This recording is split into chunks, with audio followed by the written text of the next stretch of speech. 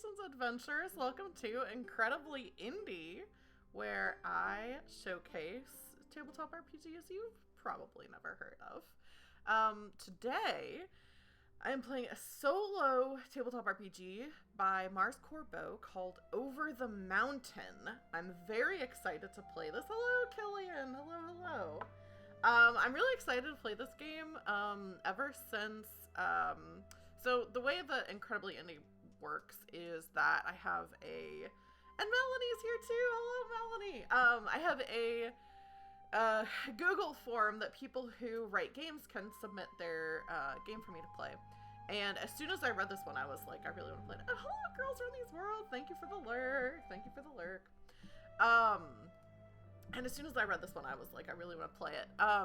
Which you may be like, then why didn't you play it in like January? And the main reason for that is because February was zine month. And so February and March, there were a lot of games that people were like, oh, can you try to play this during like when my game's being funded or whatever. So, yeah, so that just kind of ended up happening. But I'm very excited to play this one. Also, let me give a shout out to Girls Run These Worlds.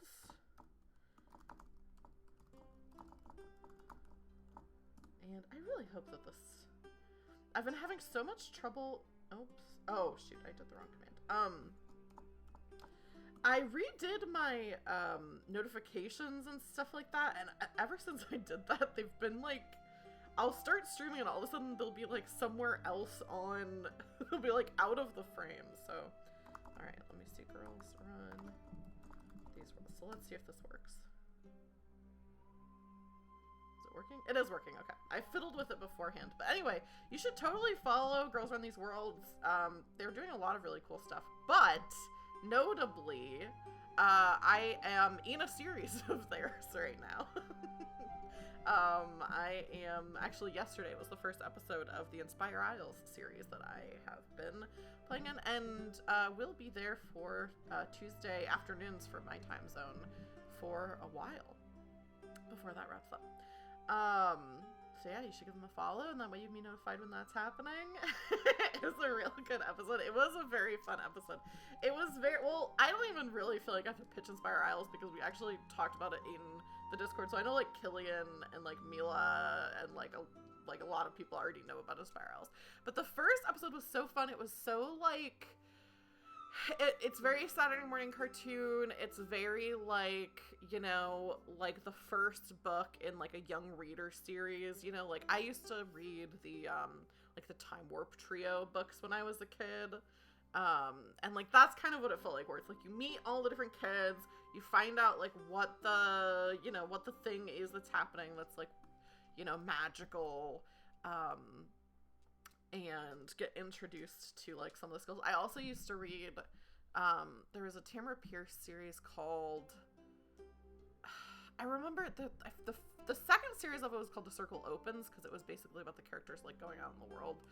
I forget what the first one series, it was something the Circle or something, anyway, but all the characters, Circle of Magic, yeah, there you go.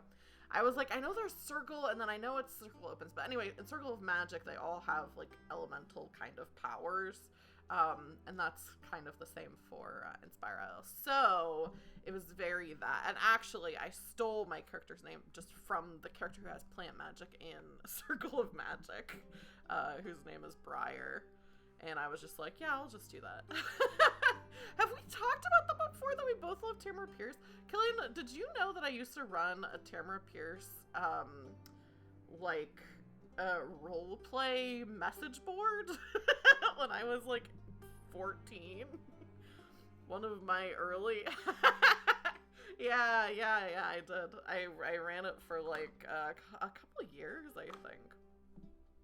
But, yeah, I love Tamara Pierce. There was somebody who was talking about, like, how fun it would be to have, like, a Tamara Pierce-based, I haven't read them in a while, so I can't remember, like, is it Tortle books? Anyway, that would be cool to have a tabletop RPG based on this. One of my other PCs, my thirsty toy lesbian name is Briar.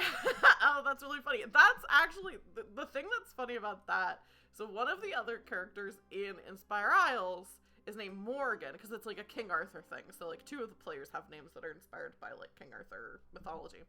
But my character in an off-stream game of D&D is named Morgan. So people kept saying Morgan, and I kept being like, oh wait, no, that's not me this time. And I kept being worried that I was going to accidentally say Morgan blah blah blah does this instead of Briar, like what I was doing. And I'm not convinced I didn't do that during the stream. Because I'm easily confused. But that's not what that's not what I'm doing today. I'm playing Over the Mountain. Okay, so let me do this. Now playing.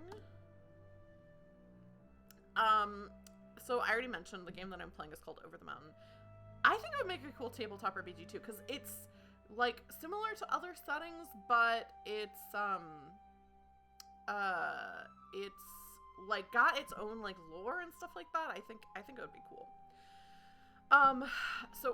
That's about about the Tortle universe. I don't know if I'm saying it right still. Not about Over the Mountain, which Over the Mountain already is a tabletop RPG.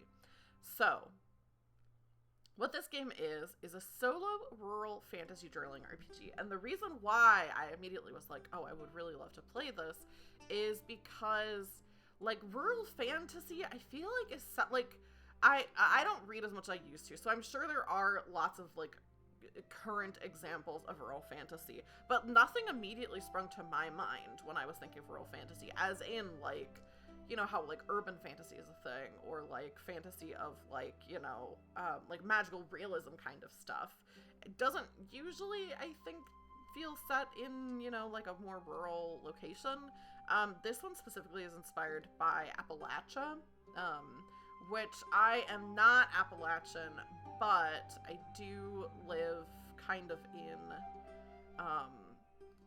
like, Ohio is kind of like, you know, parts of Ohio are considered Appalachia, which is, again, to be clear, not where I live, or have ever lived, but I feel like I'm a little bit close to it.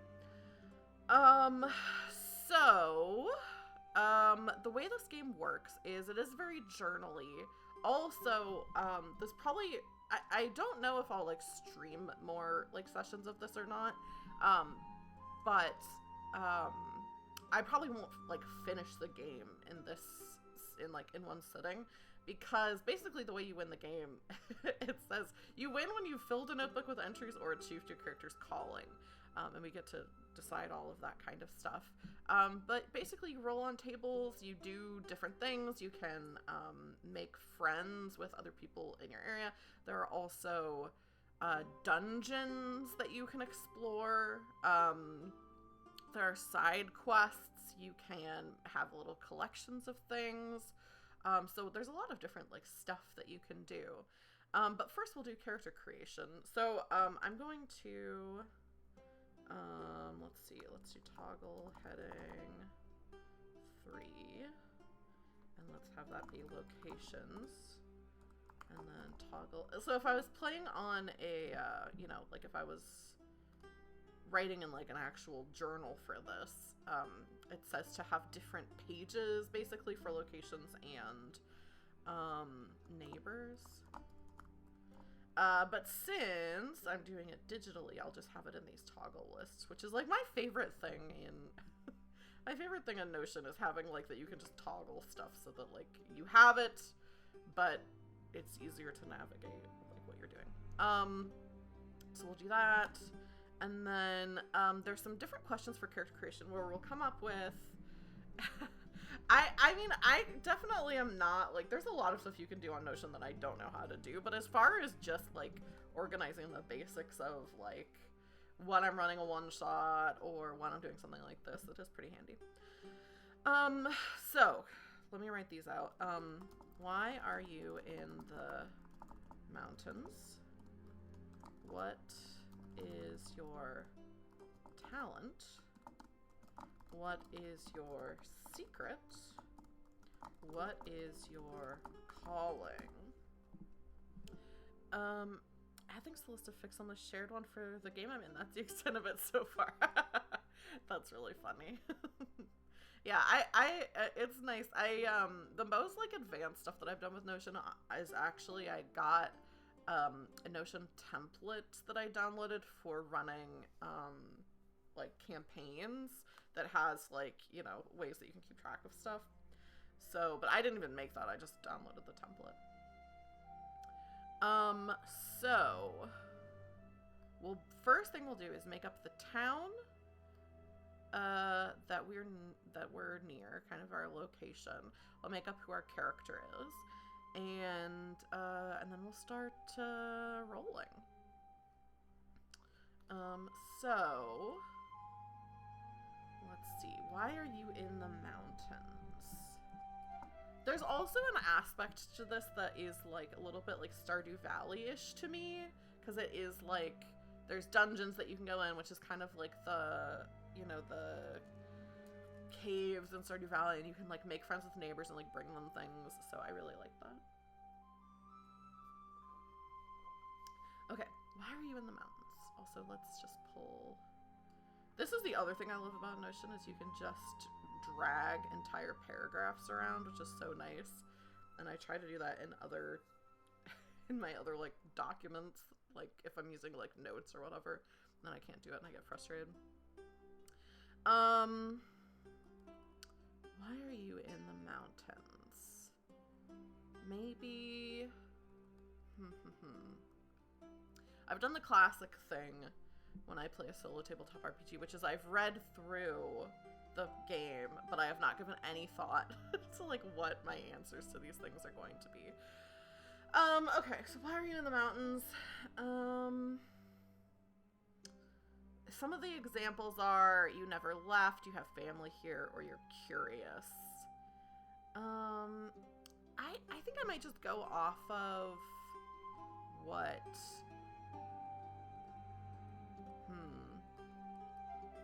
Never left is kind of interesting, but then a part of it is like I'd like to explore being newer to the area, so maybe I've never left the mountains, but I'm new to like the town. Maybe. I like never left.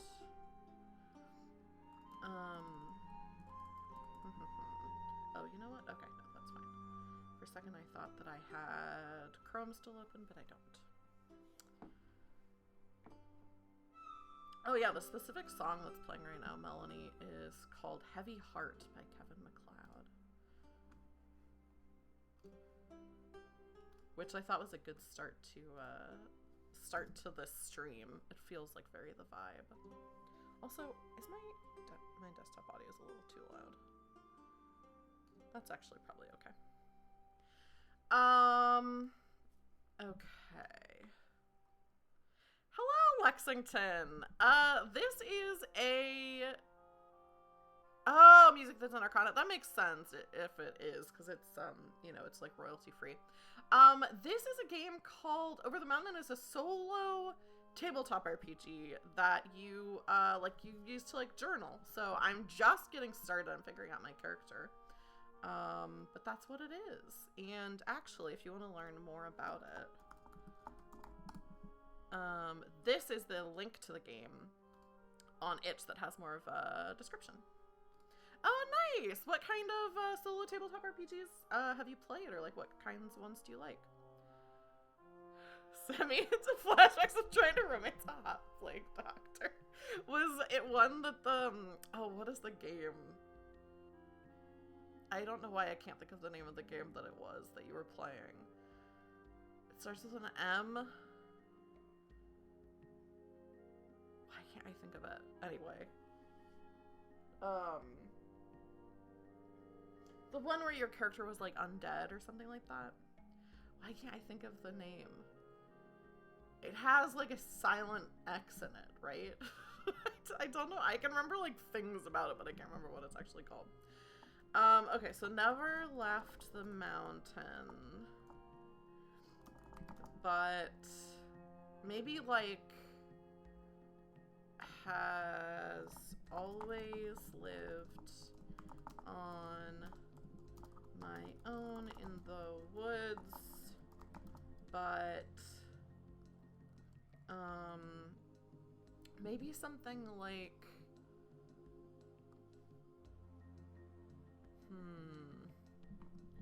but I like the idea that I just want to make friends. Malifaux, yeah. Was that the game you were talking about? I was like, I know that it starts with an M, and I know there's like an X at the end that like you don't pronounce, and I could not remember. Yes, but is that the game where you romance the plague doctor? Okay, never left the mountain. I've always lived on my own in the woods, but it gets lonely, and I want to make friends. I like that. Mythic Oracle using Savage Worlds. I'm not familiar with either of those things. Oh, is Arcana? Oh. What was I thinking of? Okay, Melanie, let me just tell you the series of things that happened that I thought. I was thinking there's like a tabletop RPG like music service that is called something. I guess it's not called Arcana. I guess it's called something else. But I think it starts with an A. And so I thought you were saying that it was like in that music service. That like, and it came up while you were like playing something in Malifaux. So I'm like completely on a different wavelength than what you're talking about. Alright. What is your talent? So some of the examples that I guess for talents, medium, healer, or oracle. And you can also make up your own things. Romanced a wedge witch? Is it actually a wedge witch, or did you mean to say hedge witch? A guy who is hunting down necromancers. Okay. I think I was thinking the plague doctor. I was like, maybe the guy who hunts down necromancers was a plague doctor. I don't know. My brain was really just kind of in another zone.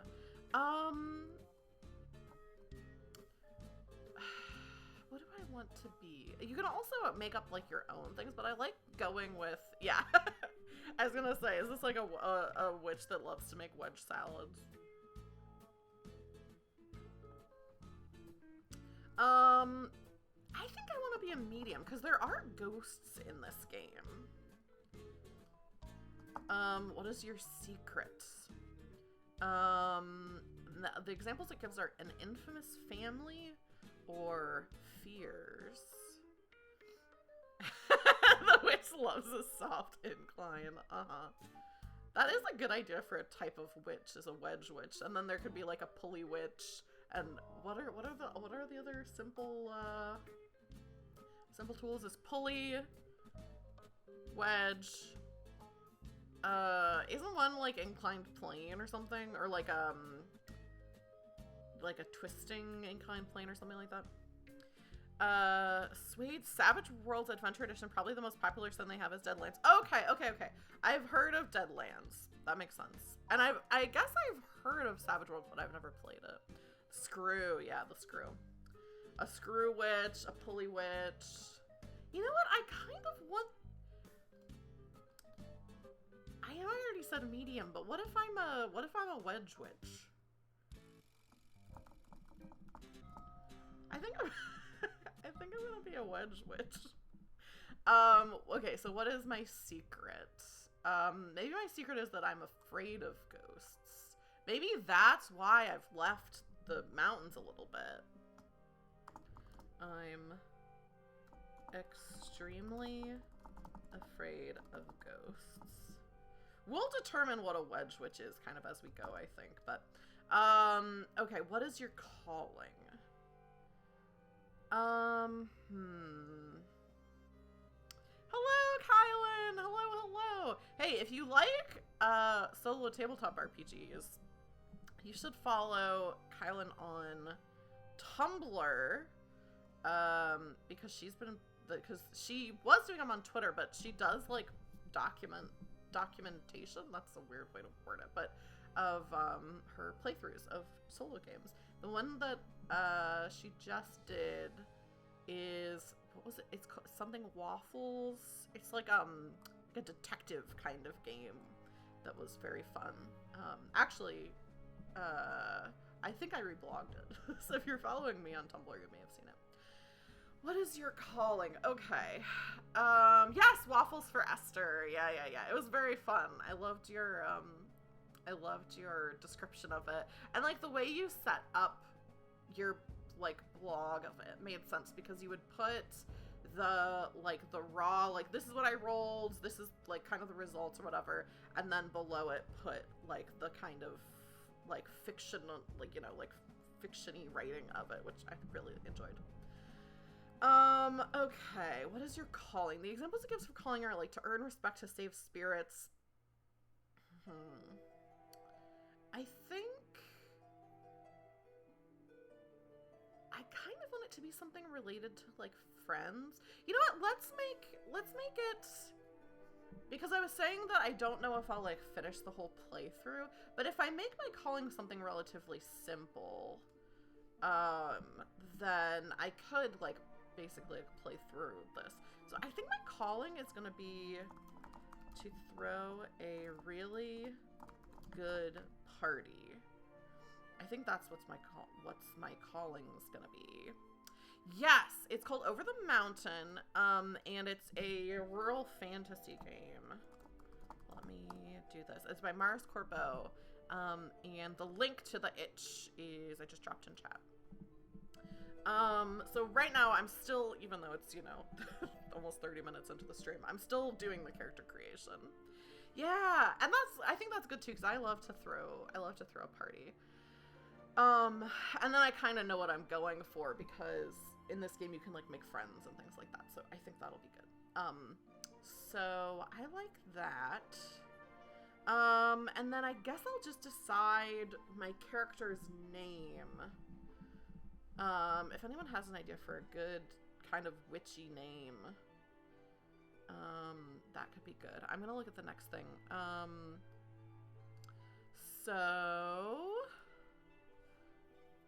You name your town. You create separate pages for your notes on locations and neighbors, which I've done. I haven't named the town yet. The first time you meet or visit them, assign a name and 2 to 3 adjectives. Each time you roll that number, it will be the same location or neighbor. Record the number of positive interactions you have with them, with neighbors and locations. You get 4 encounters per day, morning, afternoon, evening, night. For each encounter, roll 1d4 for how many components to use. You choose which components I think is... Yeah, components are locations, neighbors, items, events. Which there's tables for all of those things in here. My mouse just stopped working. Okay, it's back. So you get 4 encounters per day. You choose which to include, and then roll 1d20 for specifics. So each, like, component has a numbered list 1 through 20. And then you roll a d6 to determine how well it goes. For every 3 positive interactions with the location or neighbor, you may re-roll. Record your resulting encounters in your journal. And then there's a list of adjectives, a list of locations, neighbors, items, events, etc. And then there are some other things like dungeons. Hello, Mila. Mad Dash getting essays done. Yes, good luck with your essays. Okay, so there's dungeons for locations. You can, like, get rewards and things like that for doing that. Once every 7 days, there's a weekly gathering. So there's a lot of stuff to do. But let's, okay, I need a name for my town, and I need a name for my character. Listen, nobody else redeemed first. If you don't redeem first, canonically, you're not the first. Mila's the first. It doesn't matter that they weren't actually the first one on chat, because now, having redeemed first, they get to rewrite history and become the first person who was in chat today. And you've gotta respect the hustle on that. Alright, character's name. Maybe because, like, I just played a character named Briar, I'm feeling maybe, like, another kind of nature-y name. For a wedge witch.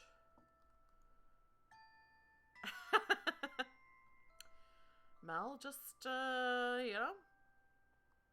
too slow, I guess. Too slow to redeem first. Is it weird that I just want to name this witch Arugula? I think I'm going to name her Arugula. And I think I'm going to be a girl. I'm usually a girl. So let's do that. Yeah, you are sleeping on it. What do we think the town is called? The town that I am living nearby. I think I'm still living in the mountains. I'm just like kind of visiting the town and snooping around. What do we think the town is? An excellent name and green. My mom loves arugula. I think what made me think of it, to be honest, is I was thinking witch and I was thinking like nature names, and then it made me think of in Into the Woods. The witch talks about arugula when she's talking about Rampion. She says, rip it, like something like ripping up arugula. I don't remember. Raiding my arugula, I think is what she says, and ripping up my Rampion, my champion, my favorite. Caesar salad, the wedge witch. That is why. That's the only reason I thought arugula. But arugula wouldn't really be on a wedge salad, right? It's because arugula doesn't make a wedge. I love Into the Woods. That's probably my favorite musical. Caesar salad, the wedge witch. I mean, my first thought was like bacon, but then I was like, I don't want to play a witch named Bacon. I'd rather play a witch named Arugula. All right, what is the town called? The town is called. I feel like it should be something kind of like a little bit spooky. Hello, Fuzka. Hello. Let me give Fuz a shout out. Lurkin' and workin'. Love a lurkin' work. Into the Woods inspired my entire capstone project. That's awesome. What was your capstone project? Alright, let me do this.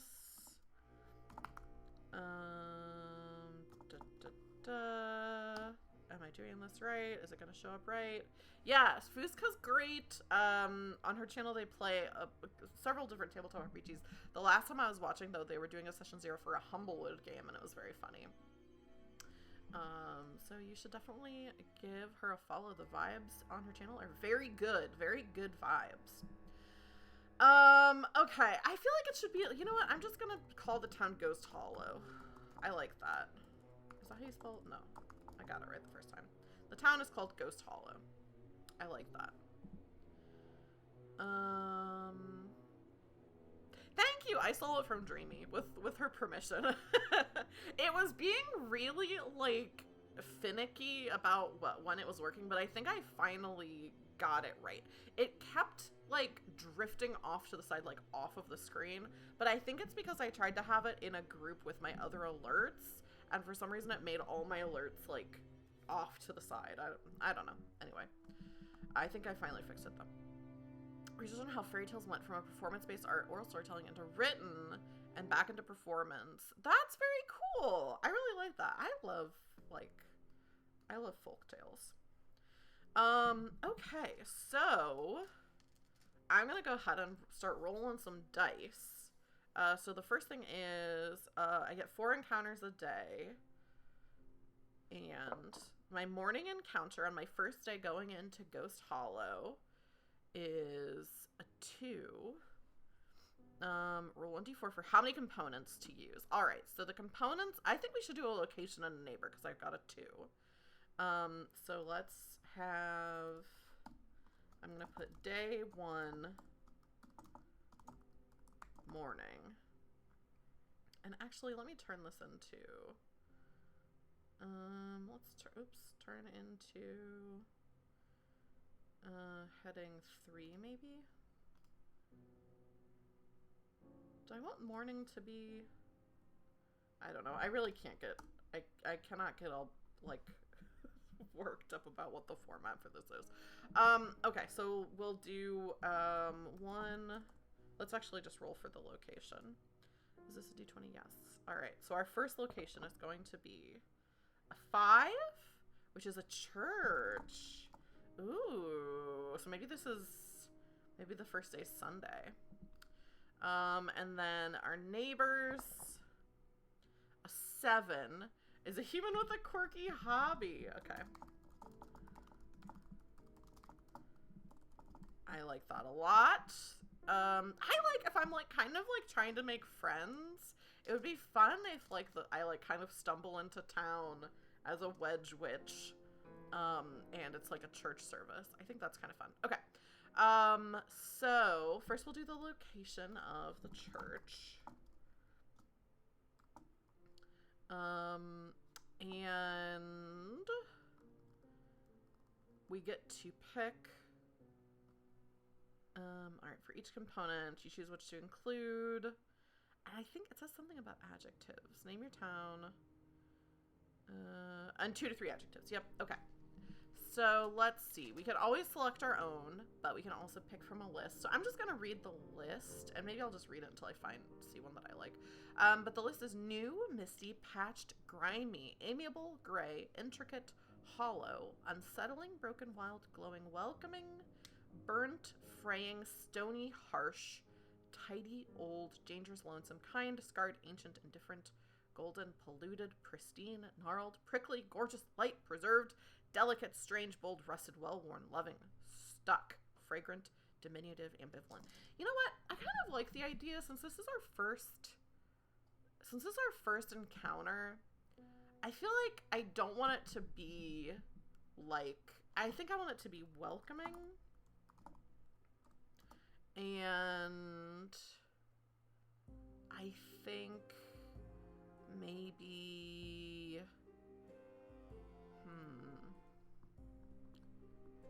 welcoming and well-worn.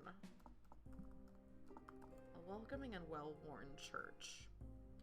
And it's probably the only church in town. If anyone thinks of a good church name, feel free to chime in. Alright. Whenever, the first time you meet them, assign a name and 2 to 3 adjectives. So we need a name. And I think the church, so the church that like my family used to go to, when we first started going, it was a Mennonite church. And so like Mennonite churches, like, I mean, a lot of churches, it's like, you know, food is a big thing, but like Mennonite churches have carry-ins like all the time. And so we were going, but because we weren't like actively attending the church that much, like we didn't know when there were going to be carry-ins. And so we didn't like bring food, right? Because we didn't like know there was going to be one. But all the people were always like, oh, stay and eat. And because there was always so much food, and I got so self-conscious about it because I was like, we always just come and eat. We never bring any food. And so I would like go out to the car and not eat anything because I felt like, not like the first time, but after like a few times I was like, we're not contributing anything. So that being said, I like the idea that the first time that Arugula comes to the church, that it's like she doesn't get there for the service, but like comes and like sees there's a bunch of like people and like cars parked and stuff, and it's like, oh, a church, like I'll go in there. There's probably some people in there, and so I think they're having a carry-in. So I'm gonna put in here crashes a carry-in. Also known as a potluck. There's other terms for it as well, but there we go. And then I also get to the human with a quirky hobby. So let's see. Let's have them be...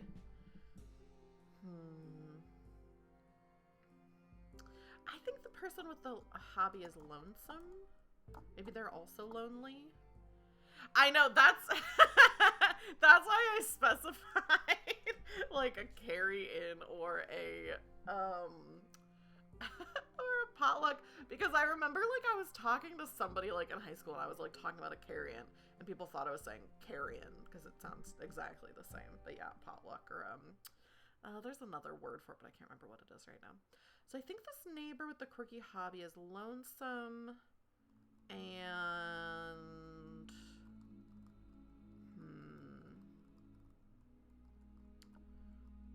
lonesome and maybe... I can't decide whether I want them to be unsettling or if I want them to be something else. I like lonesome and unsettling, though. Alright. So, the neighbor's name will be Steve.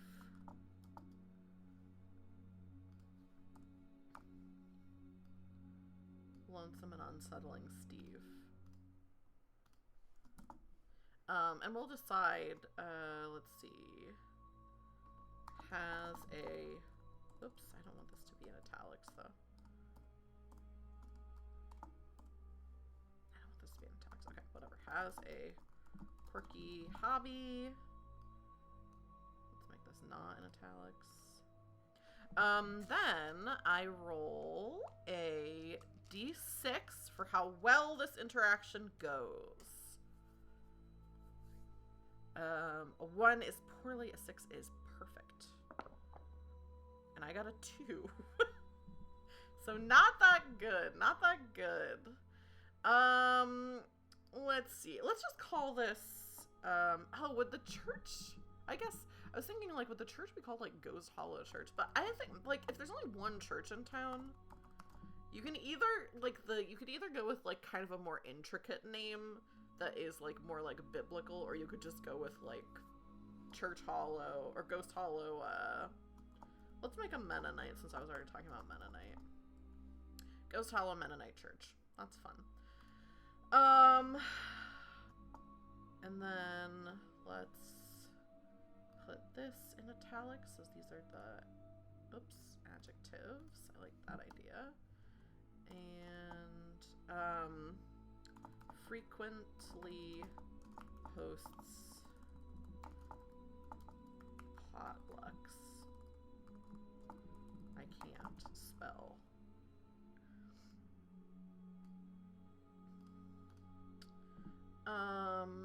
Alright, and then what do we think the quirky hobby is that makes Steve lonesome and unsettling? My first thought was taxidermy as a pretty quirky hobby. Oh my gosh, I went back to amateur taxidermist.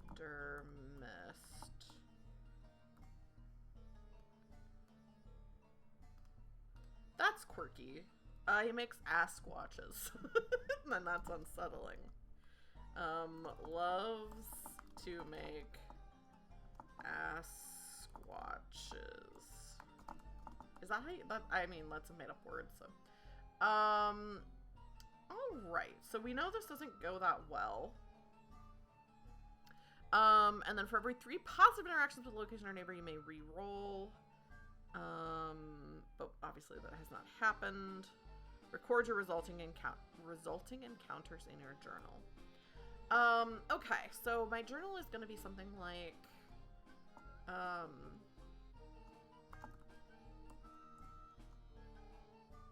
think I like the idea, like, I've been keeping an eye on this town for a little while, and I think Ghost Hollow is a place where I can finally make some friends and maybe even finally throw a party.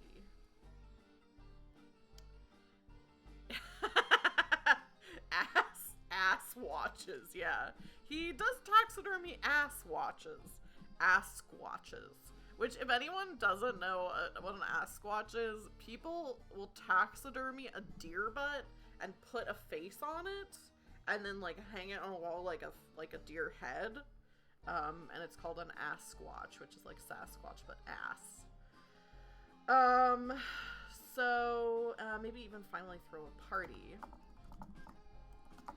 It's Sunday morning, so I thought, why not see what all the fuss is at the church.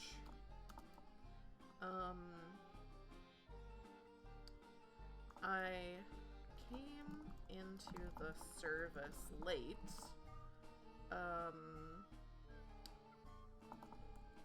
But people were very friendly. Maybe a little too friendly. People kept asking me about myself, where I'm from,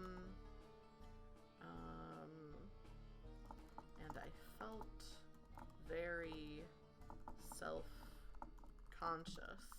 I got into a conversation with a guy named Steve who does taxidermy, and he showed me some pictures of the deer butts he makes into little creatures. They asked if I would want to stay for lunch, but I got too nervous, excused myself to the bathroom, and left instead. I think that's a good, and actually, I think I am going to do this, which is just, I'll make this bold. So morning will be bold, and then we'll do afternoon right as the next one. This music is a little intense for what's happening right now. Let's go to the next one. This is better. Okay. Afternoon. So I stumble away from the church anxiously. And I roll a d4. And I got a 1, so I just have one thing. Let's have it be another location, I think.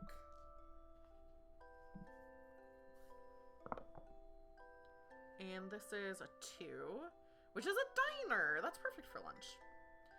Alright, so I will do this diner. Again, if anyone has ideas for names of what this diner is called. Let's have the diner be fragrant. Fragrant and grimy. A fragrant and grimy diner. That's what we like to see. And then I will roll a d6 to see how this encounter goes. A 4. It says, okay, every 3 positive interactions. I think a success, like I think a positive interaction is a 4 or better. I believe it says that somewhere else.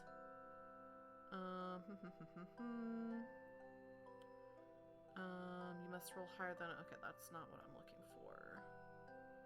2, 3 adjectives, 1d4. See how well it goes, 3 positive interactions. I'm just gonna say that. I'm pretty sure it does say somewhere where it's like, it's a 4 is like determining positive or negative. Which makes sense, because like a 1 is pretty bad, a 2 is like not great, a 3 is, you know, like a little worse than, is, you know, average, and then a 4 or 5 or 6 would be, you know, better. So I rolled a 4, so that's good.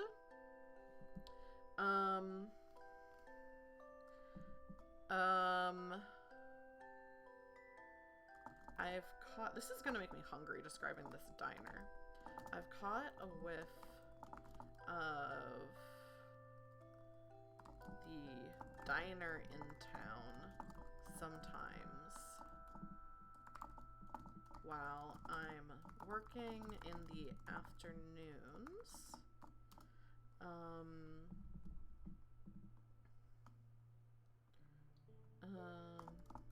It smells,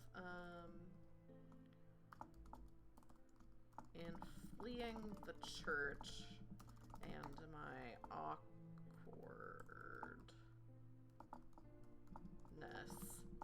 I found myself drawn to the diner. Maybe because I'm hungry, even though I turned down the potluck invite. Okay, so I'm not going to bring in, like, I think this is just going to be a positive interaction, basically, with, positive interactions. 1. Oops, I'll do this. Because I didn't roll a person, so this is just basically going to be that the interaction with the diner is positive.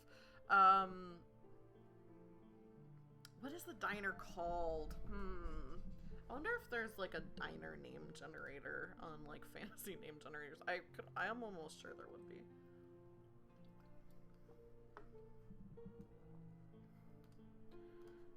Diner name generator. Yep, restaurant names. Fancy name generators never lets me down. They have pretty much everything.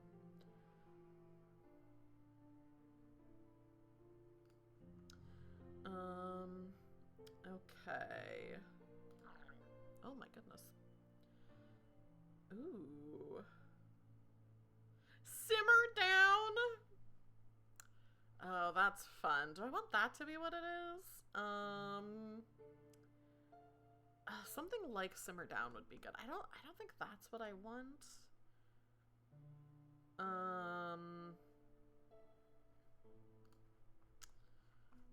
What? But something pun-ish is good.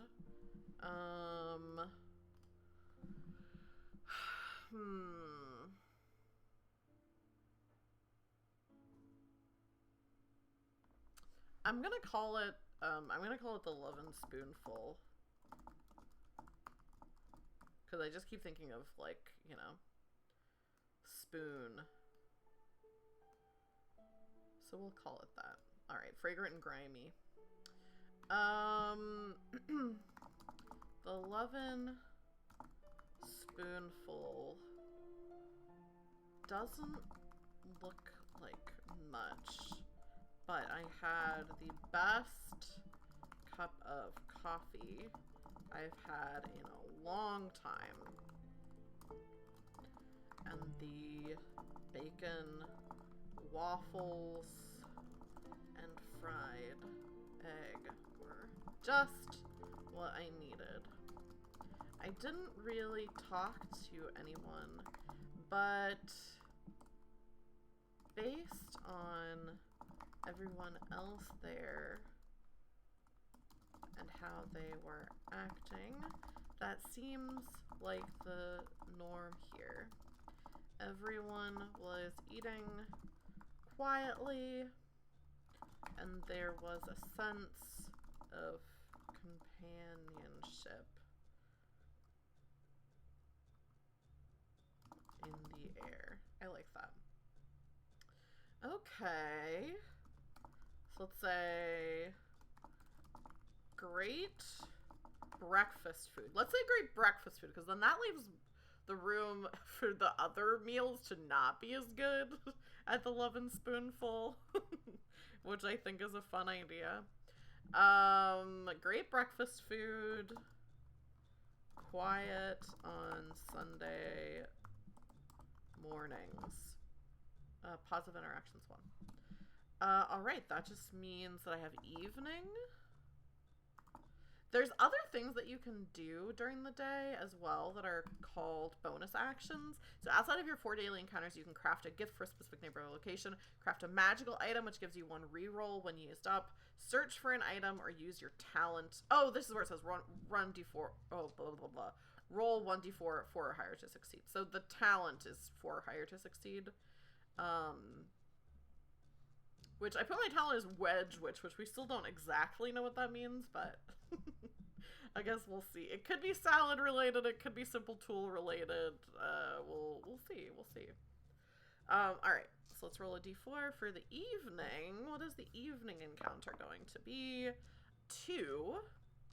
So we've got some locations. Maybe I want to do a neighbor, definitely. I want one of these to be a neighbor.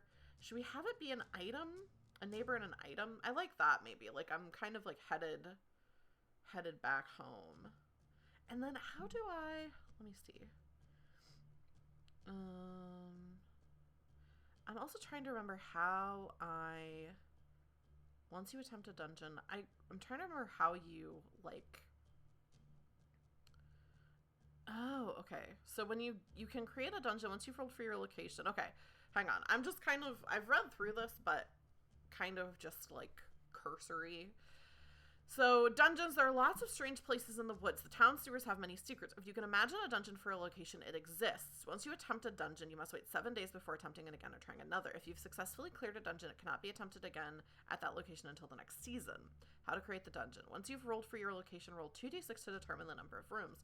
For each room except the last one, roll 1d6 to determine what lies inside. How to clear the dungeon. You can roll... dice. You must roll higher than threat. You get as many rerolls per room as you have positive interactions with the location the dungeon is in. Okay, so I think it just means, like, sometimes you can, if you get a location, you can decide that you are going into the dungeon of that location, I think. Because none of the events have to do with the dungeons, I don't believe. Clearing a dungeon gives you a key, allowing you to go in there and encounter... in an encounter at will once per day. Additional runs help with achievements. Okay. So maybe you have to unlock dungeons once per week. I'll do that when I get there. Seasons. We probably, I mean, every 90 days a season changes, and I'm going through the days pretty slowly. Narrative achievements. Okay. I guess I'll wait and see what happens with the dungeon. So, okay, so one of the events is, or one of the aspects of this is going to be a neighbor, and should it be, I think a neighbor and an item. I like that idea. So let's roll for what neighbor it is, which is number 8. Oh, for a second I thought it was human with a kurihabi, and I was like, Steve! No, it's a human who's really strong. Human who is really strong. And then the item is number 6. Item that's a hand-me-down. Okay. Strong human. Hand-me-down. Okay, so how do the items do I need to keep track of? Choose what to include, then roll 1d4 for specifics. Okay, hang on. Every time you roll the number, it would be the same location or neighbor. It doesn't say anything about items. You have 4 encounters per day. For each encounter, roll 1d4 for how many components to use. You choose which to include, and then roll 1d20 for specifics, which I have not, which I just did. Roll 1d6, see how well it goes.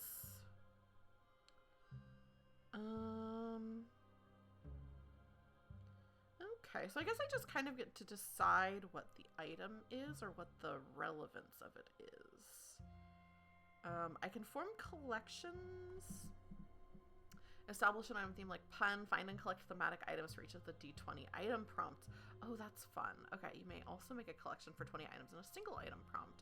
Multiple collections are allowed. Each collection allows you to host a party to show it off every 30, which I knew there was parties in this game, that's why I made it my goal. To show off every 30 days, where either all human or spirit neighbors will attend during one encounter, and you may attempt to have one positive interaction with each present. That's very cool. Okay. So I guess it can be that I get the item, or it can be that an item is like just related to what's happening. And I also, I believe, for each encounter, the first time you meet them, assign a name. Okay, so I don't think I assign adjectives to items. That makes sense. Um, all right. So let's figure out who this person is first, I think. A human who is really strong. I get to pick some... Let's say she's... Let's say she's...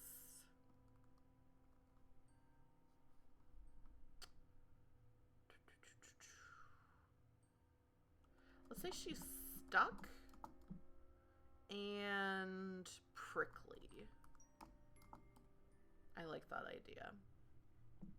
And let's say her name is...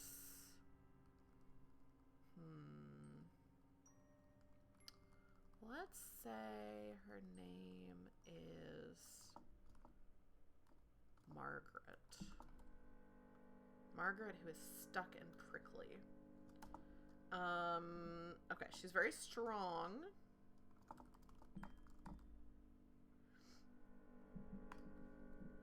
And then let's, I guess, oh wait, what was the item? A hand-me-down item.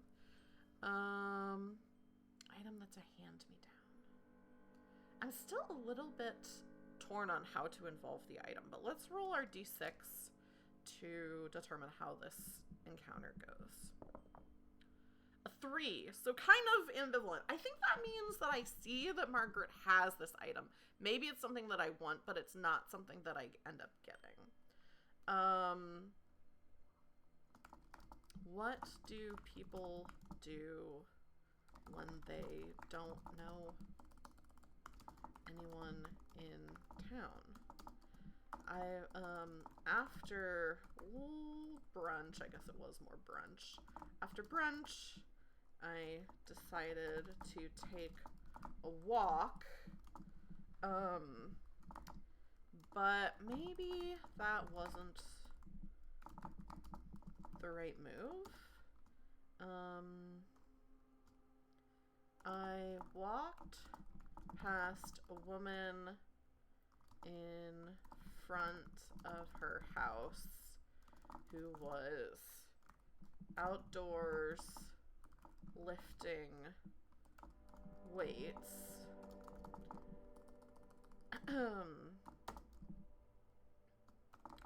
She was... What would be the item that she has? Maybe her weights, I guess. But why would I want her weights? Something about her made me want to lift as well. But she gave me a look that I didn't quite know how to read, so I went on my way. I think that's good. And then the last one is night. So let's roll another d4. 4. Okay, so this will be a location, a neighbor, an item, and an event.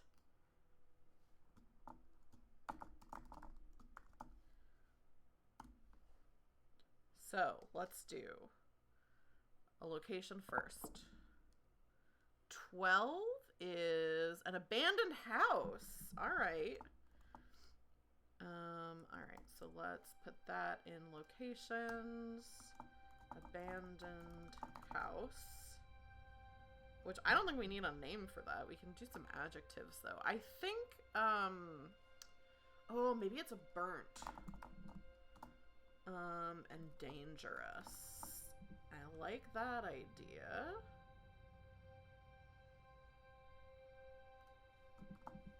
A house that's burnt down. I like that. Okay. Okay, so that's our location. Then we get our neighbor. 13. Oh, some of the neighbors. I knew they were humans and spirits, but for some reason I didn't notice that some of the neighbors are spirits. This one is not, though. A human that dresses in all black. Oh my gosh, that's very cool. We've made a kind of spooky encounter. All right. Human that dresses in all black. An item. Oh, I need to decide on the adjectives for the human first. Let's say maybe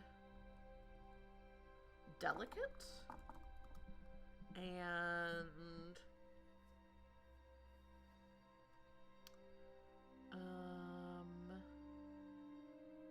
maybe delicate and old? Maybe? Do we like that? Alright, and then the item is an item you want to keep but shouldn't. Oh my gosh. Item you want to keep but shouldn't. And then an event. Event number 18, which is an unsettling shadow. Oh my god, we just rolled everything like scary. Oh, this is good. This is very good. Okay. On my way home. Okay, so maybe I should say the walk took me to the edges of town. Places I haven't been able to watch from higher up on the mountain.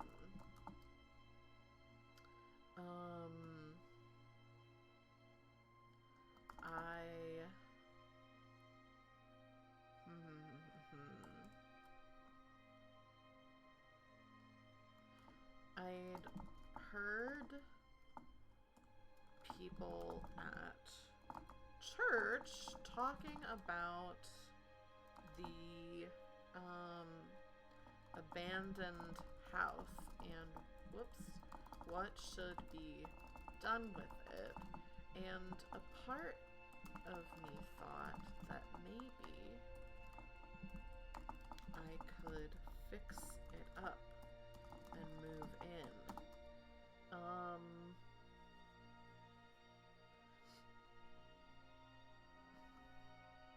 Dreamy, hello! Hi, Dreamy, how are you? Let me do my shout out that I stole from you. And see if I do it right. There we go. What up, burn up? How are you? How are you? I'm playing a solo tabletop RPG, and we just basically the way it goes is you're like kind of I decided trying to make friends in this new town, but the prompt that we just rolled was an abandoned house with a human that dresses all in black, an item that you want to keep but shouldn't, and an unsettling shadow. So we really got kind of a creepy combo here. So sleepy. I feel it. Oh my gosh. So yesterday I had to go to the dentist, and it was kind of earlier in the morning was my appointment, which went well. I just had to get a couple of fillings, and I was really anxious about it, but it was fine. And so I had that, and then I had my first stream on the Inspire Isles series with Girls Around These Worlds. And so I was like tuckered out. I think I fell asleep. I like laid down in bed for a little bit because I was like, oh, I'm so tired. And I fell asleep at like 8 p.m. I think, which is like crazy early for me. I did then wake up at like 1:30, and I was up for a couple hours because I couldn't fall back asleep. But then I fell back asleep and then woke up at like 10 today. So yeah, I was like really tired. I'm still kind of tired today.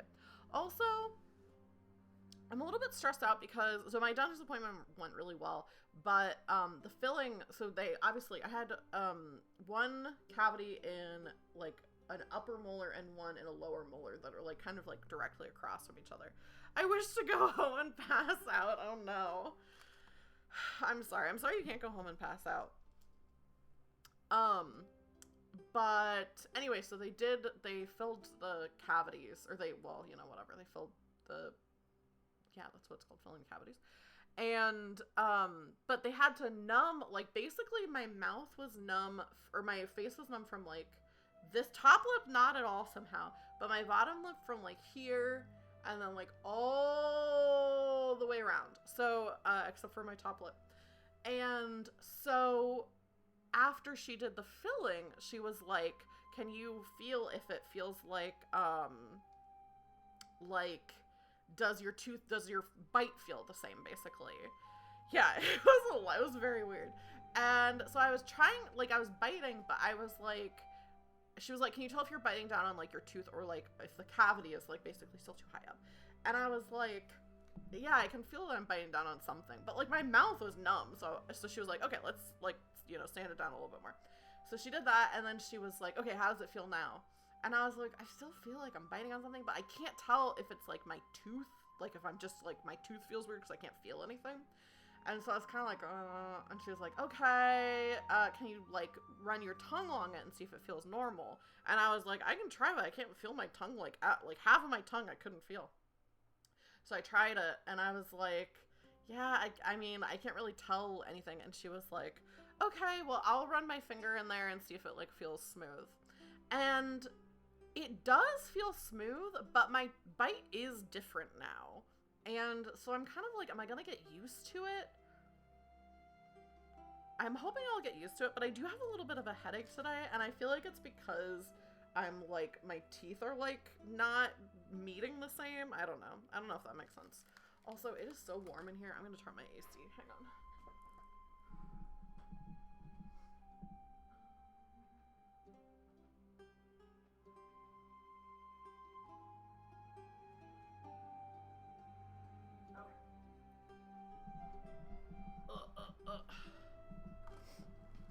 When I started streaming my temp indoors, it was like 70 something, but now it's 76, which is a little high for my blood.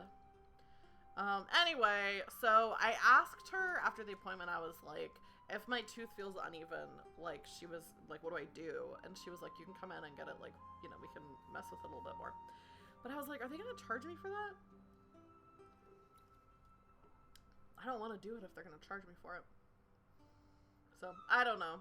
But it was, other than that, it was a good appointment. Alright.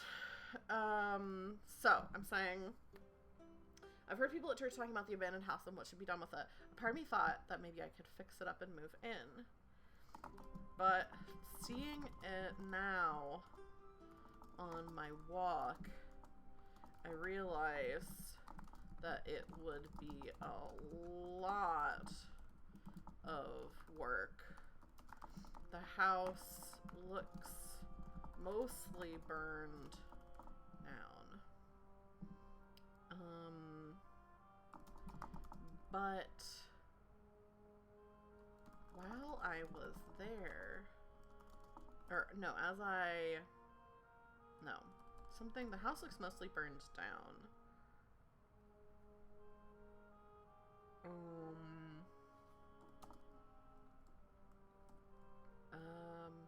Not structurally sound at all, but even more surprising, I thought I saw someone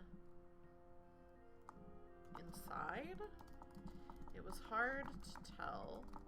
They looked small, maybe like an old woman, but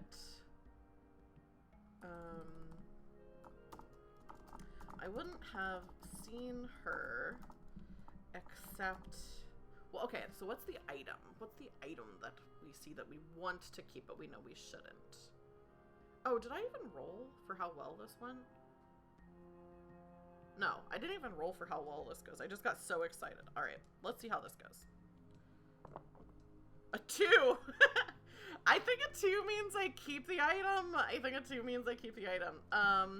Except that I saw a... Okay, so what is the item that I see that I know I should... I want to keep, but I know I shouldn't, but I do keep?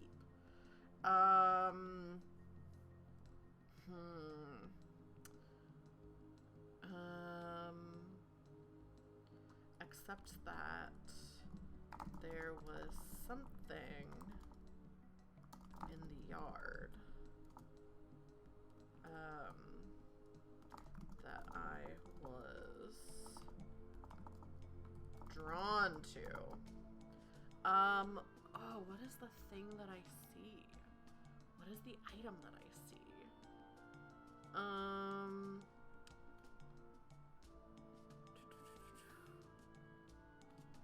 Maybe,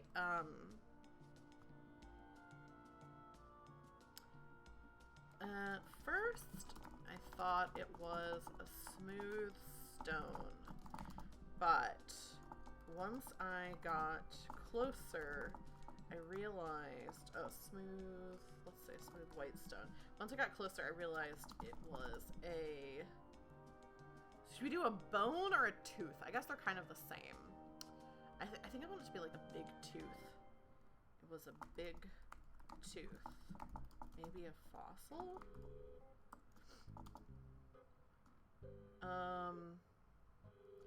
As soon as I picked it up, I knew I shouldn't keep it. And I saw the old woman. And behind her, a shadow. It freaked me out so much, I put the tooth in my pocket and ran. I think that's good. I think that's good.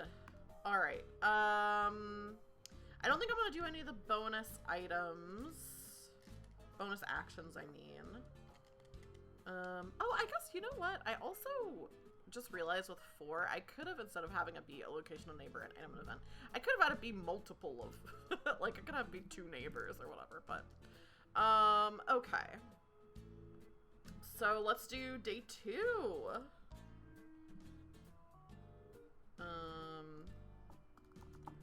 Sunday.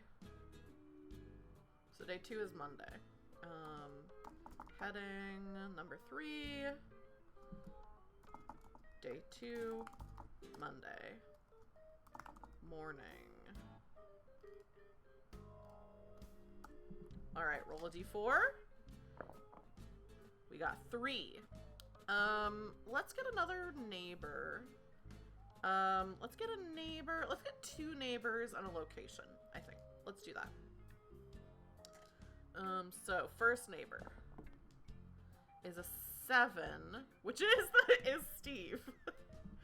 So this is something with Steve. Maybe we'll learn something new about Steve. And then a 5, which is a human with a disability. So let's put that. Human with a disability. And then let's do a location. 11. Crossroads. Interesting. So this seems like it's like outside of town. Crossroads is number 11. You know what? I should probably, I wasn't going to number these, but I probably should. So 11 Spoonful is number 2, the diner. Ghost Hall Mennonite Church is number 5, the church. The Abandoned House is number 12. And then this one I just got is number 11. Crossroads. Is this... I think I'm gonna slightly change Crossroads to make it... Because I don't think this is one of the locations. Neighbor's home, dive bar, highway, someone's hideout, crossroads, abandoned house, graveyard, mountain spring, makeshift shrine, cave, state park, river. No, I was gonna say maybe I'll make it a bus station, but should I make it a bus station or should I keep it a crossroads? I'll keep it a crossroads. Okay. And then let's see. The humans. Human with a disability is 5. Oops. Steve is 7. Margaret is a very strong human, which is 8. And then the human that dresses in all black is 13. Whose name we don't know yet. Margaret is stuck in prickly. Okay. The crossroads. What do we want here? Maybe wild? And indifferent. I like that for the location. Oops. Okay. Then let's roll, before we decide more stuff, let's roll and see how this encounter goes. I've been rolling, like, just one. I think I got, the best I got was a 4, I guess, but a 3, so this is okay. Alright, so, I think I'm gonna make the human with a disability, because I'm thinking of Inspire Isles, I think maybe they're deaf. And I like the idea that maybe my character can know sign language. So let's do that. So I almost didn't even want to come into town today. Yesterday felt unsuccessful as far as making friends goes. Maybe I should just stay in the mountains. But first thing in the morning, I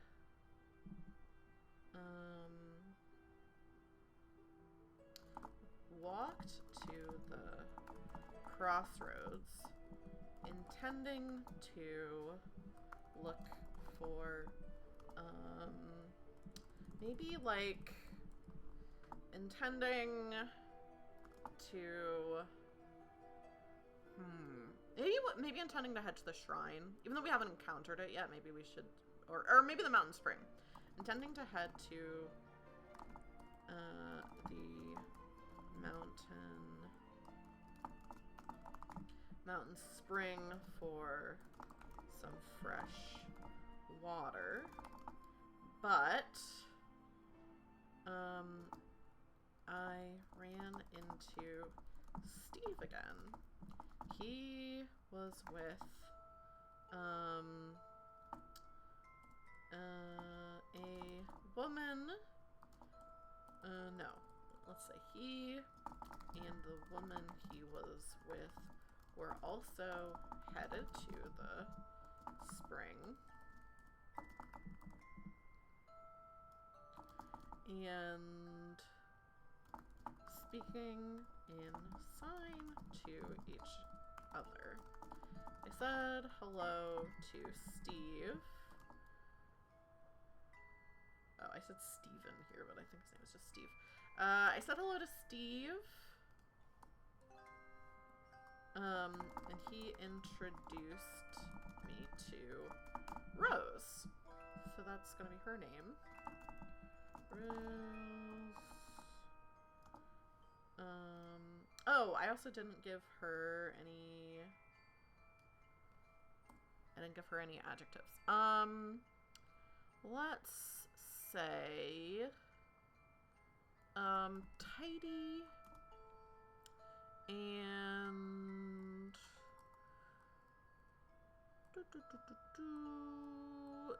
Let's see, tidy... and maybe new. Maybe she's like also new in town? No, I don't think new. I think maybe tidy and kind? Because if Steve is kind of lonesome and unsettling and she's friends with him, then she's got to be kind of kind. Let's see. A deaf woman who is friends with Steve. I keep just writing Steven without even, like, meaning to. Alright, a deaf woman who's friends with Steve.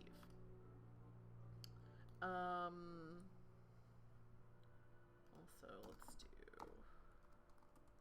I think he, him pronouns for Steve, she, her pronouns for Margaret. And for the person that dresses in all black, we don't know. We don't really know anything about them.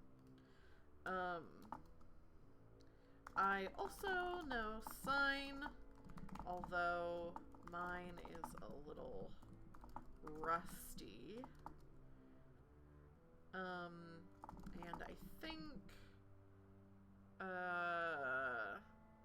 think I made a few mistakes. Rose seemed nice, but I didn't. Maybe, like, I'm not very good at small talk.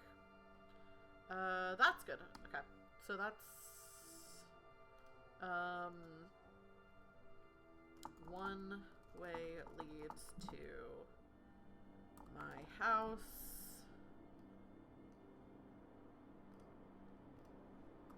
One way leads to the mountain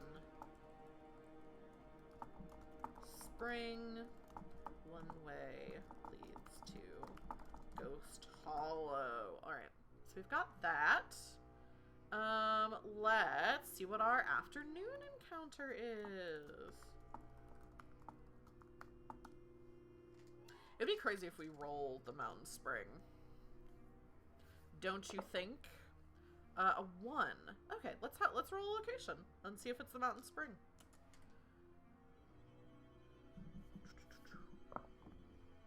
A 3, which is not. It's the school. Okay. So let's do 3. Ghost Hollow Elementary. Oh, it should be maybe like there are schools that have, like, elementary, middle, and high school together, right? Ghost Hollow School. I don't know what that would be called. Ghost Hollow K through 12? I don't know. Let's say that the school is, let's say patched and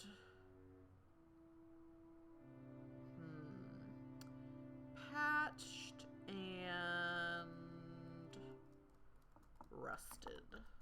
I like that idea. And let's see how this encounter goes. A 2. I'm not nothing likes me. I like the idea that, like,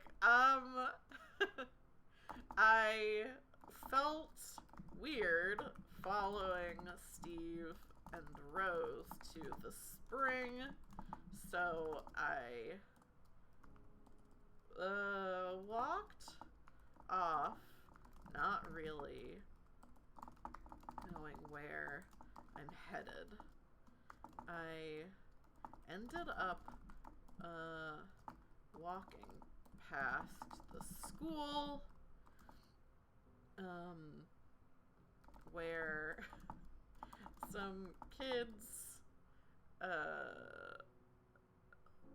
were on recess. Were they just laughing and playing, or were they making fun of me? That's a short and sweet introduction to the school. Please let me have a positive encounter. Okay, a 3. So let's do an event first this time. A Monday evening event. 12. Clock chimes loudly. That's funny. Okay, so evening.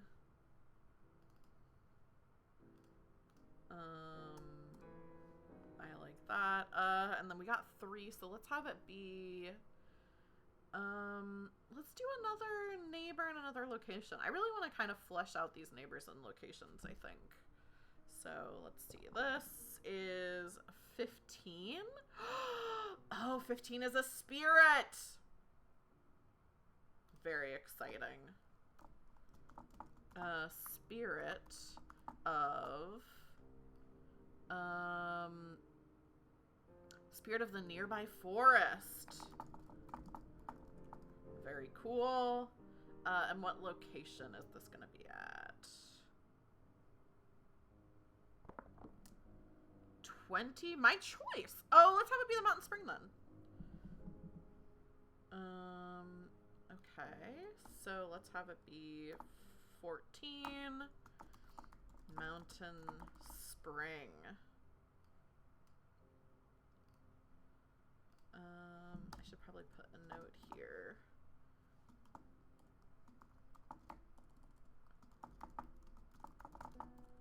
Maybe someone lives here? Okay. All right. So the Mountain Spring, let's say the Mountain Spring is ancient, definitely. Ancient and what should the second one be? Ancient and misty. I like that. And the spirit of the nearby forest will be, oh, gotta be glowing. Let's do glowing and harsh. All right. After some time, I figured Steve and Rose would be gone from the spring, so I headed that way.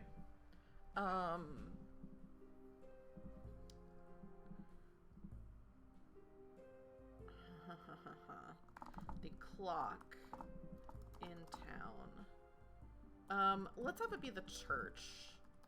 The bell in the church, it doesn't really make sense because Mennonite churches don't usually have bells, I don't think. But anyway, the bell in the church rung abruptly. I guess I've never been here when it chimes. I filled my bucket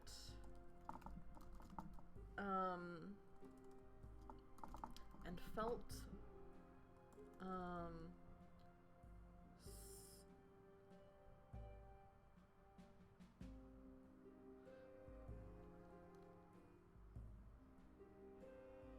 okay. I heard like a car like rev up and then I thought I heard like a thud. But that may have just been my imagination. Alright, I filled my bucket and in the reflection of the water saw something glowing behind me. I spun to look and saw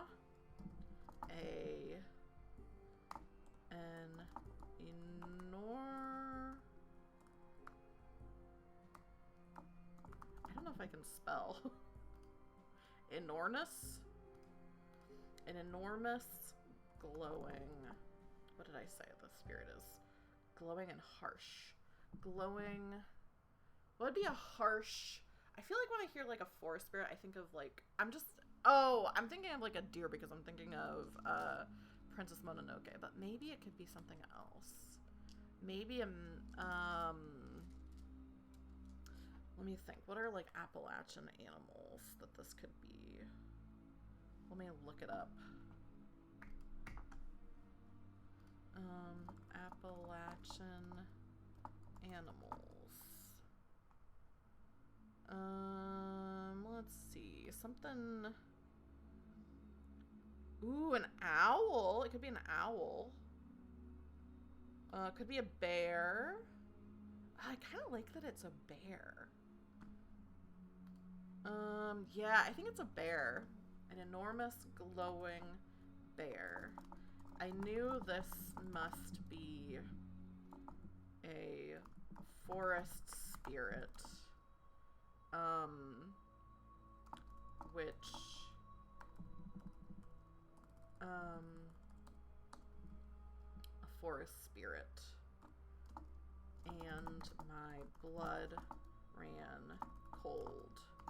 I'm afraid of even the spirit of a past human. So seeing this bear before me was terrifying. Oh, I didn't even roll for how the encounter goes. Oh my gosh. Wait, did I? I didn't. I keep forgetting to do that. A 5! This goes good! This goes good! Okay, so Mountain Spring. Positive interactions 1.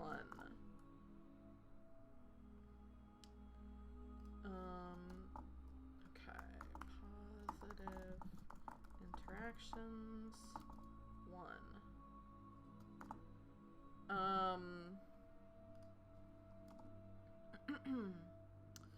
Okay, so what happens? I dropped my bucket and tried to run, but couldn't move. The bear came closer.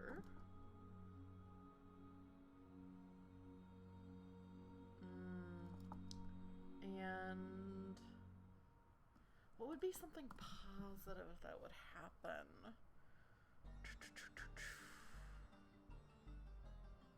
I think maybe the bear came closer and I knew what I needed to do tonight to finally make a friend. Okay, I hope to God that means I roll well for the night. For Monday night. I've only rolled poorly for, like, the regular people. Okay, it's a 1. Okay, let's roll a... Should I roll a neighbor or a location? If I'm only gonna have one thing. Maybe a location. Maybe a location.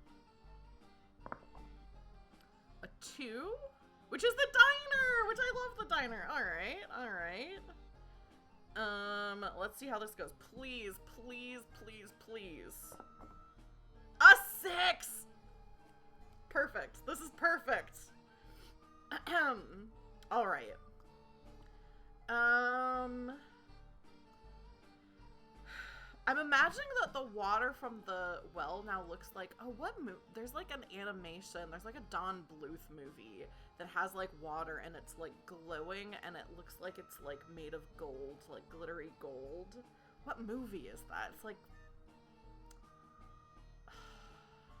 Fievel or something.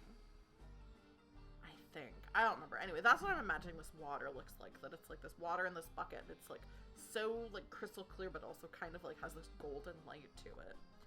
I carried my bucket of golden water to the Lovin' Spoonful.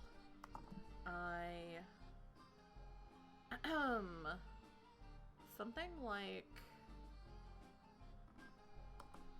I'm imagining the water, I will use it to, like, clean something. They were closed, but the back door to the kitchen was cracked open just a bit. A mistake or a gift from the spirit? Okay, what am I gonna use this water for? It's gonna do something good. I can't decide if I want it to clean something or I want to use it for, like, do something for, like, the food. Oh, I think I know what I'm gonna do. I poured a bit of the water into the coffee maker and left the bucket on the counter with a note. This water is blessed by the spirit of the forest. Use it as you will. Arugula. Surely that's how you make friends. Of course that's how you make friends. This music is really funny. There we go. 2 positive interactions with the Lovin' Spoonful. And it's day 3. Oh my gosh, I've almost been streaming for 2 hours. It does not feel like it's been 2 hours. 2 hours, 2 days. So I'm taking this real slow. I feel like I should do a dungeon, but I don't know if I've, like, you know, I don't know if I've earned it yet. Alright, let's do heading number 3. Okay, so day 3, Tuesday. Morning. Alright, let's roll our d4. Oops, it got stuck in the roller thingy. A 3. Alright, so let's have...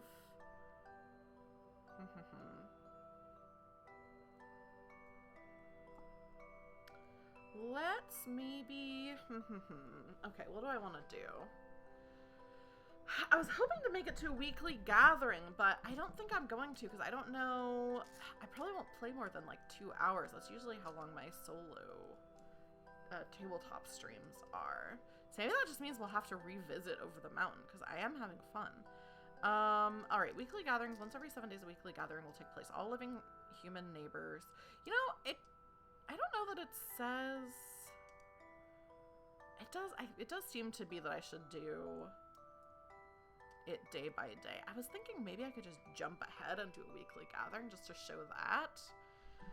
Okay, let me read. Once every 7 days, a weekly gathering will take place. All living human neighbors will attend the weekly gathering. All spirit neighbors can be found at the makeshift shrine at that time. You can go to either and attempt to have 1 positive interaction with any present. If you go to one, you cannot go to the other that week.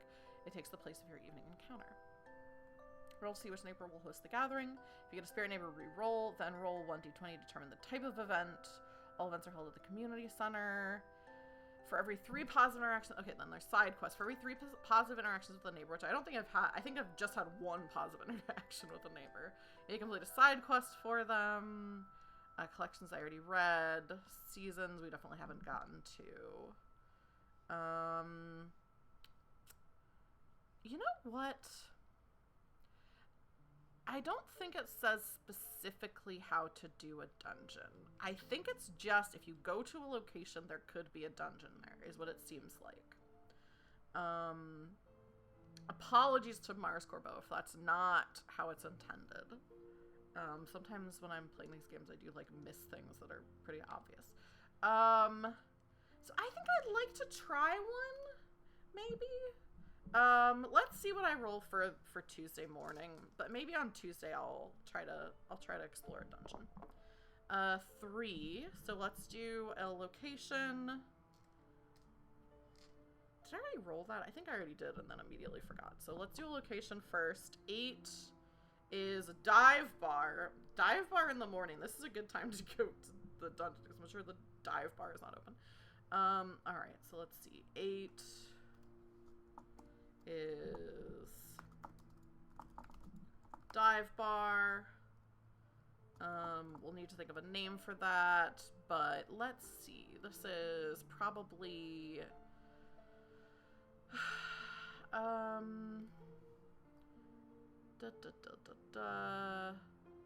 let's say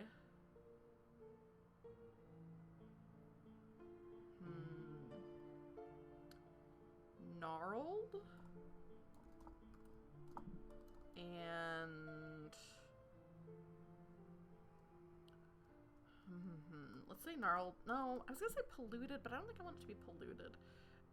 Let's say gnarled and old, maybe. That's kind of, like, obvious, but we'll go with that for the dive bar. So dive bar is the location. Let's do neighbor next. 6 is a human with a child. Okay. Alright, 6, human with a child. I guess I should pick the adjectives for them. Let's say loving. I like that for human with a child. And then let's say... Oh, no. I mean, you and me both, to be honest. But good society you don't need to be prepared for. You just play, you know? Let's say loving and...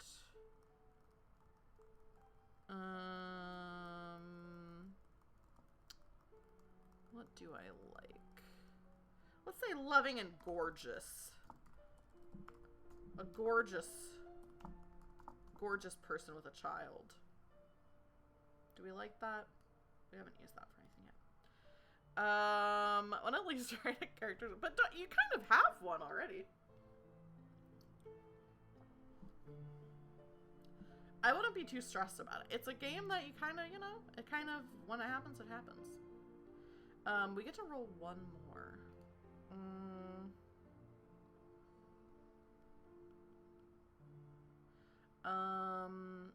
Should it be... Let's have it be an event. There's some good events. Let's have it be that. 12. 12 is clock chimes loudly again. I think I'm going to re-roll even though it rolls is right. I'm not supposed to. But I just did that. 19. A plant is blooming. Okay. So... does my dungeon count as... How to create the dungeon. Once you've rolled for your location, roll 2d6 to determine the number of rooms. For each room except the last one, roll 1d6 to determine what lies inside. How to clear the dungeon. You roll 1d20, a trap rolls 1d6, a minor threat rolls 1d10, a major threat rolls 1d20. You must roll higher than the threat or trap in order to clear the room. You get as many rerolls per room as you have positive interactions with the location the dungeon is in. May use magical items. What narrative form clearing takes is up to you. And then rewards. Okay, let's have this be a dungeon. So I think, yeah. But even the physical description, you can kind of come up with, like, once we're all at the table. You could, here's what I think you should do. If you want a physical description, maybe you should look for, like, you should find an actor that you think is, like, kind of the same vibe as your character. And then write your description based on that. Alright. Oh, I should roll how this goes. How this encounter goes first. 3, so middling, kind of. Alright. I had a dream of a sewer near the dive bar in town, and it seemed as though something may be there that I would want, despite the danger. Speaking of having, like, an empty brain, I feel like all my descriptions in this game so far have just been very, like, very, like, surface level. Like, it seems something may be there that I would want, even though it's dangerous. When I got there, I, saw a mother and daughter stopping to look at some of the dandelions in bloom near the bar. I had no time to focus on that, as I wanted to take care of whatever danger lurked below. Alright, so let's see. Dungeon. Under the gnarled old dive bar. So let's say the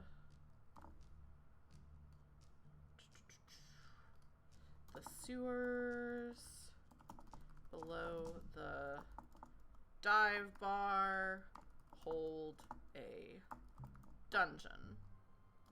Alright, so the first room, we rolled for our location, we rolled 2d6 to determine the number of rooms. Oh my gosh, 5 rooms? Okay, so 6 rooms total. I rolled a 5 and a 1. 6 rooms. For each room except the last one, roll 1d6 to determine what lies inside. Alright. 1, minor threat.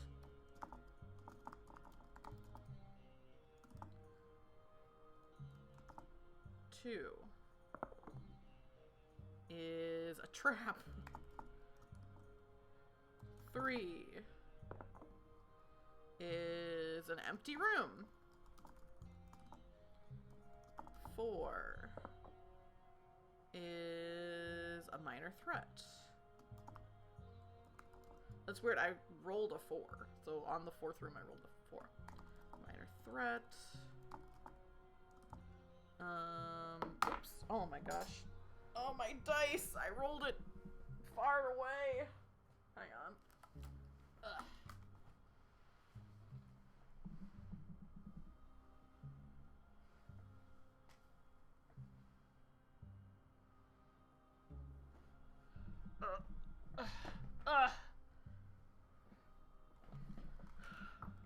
It's a dungeon below my desk. Okay, 5, which is another trap. Okay. Those are the rooms. How to clear the dungeon. You must roll higher than the threat or trap in order to clear the room. You get as many rules per room as you have positive interactions. I don't have any positive interactions with this location. Magical items. I haven't made any, although I should, because it is just free to do. You know what? I'm going to make a magical item. I'm going to make a magical item. I quickly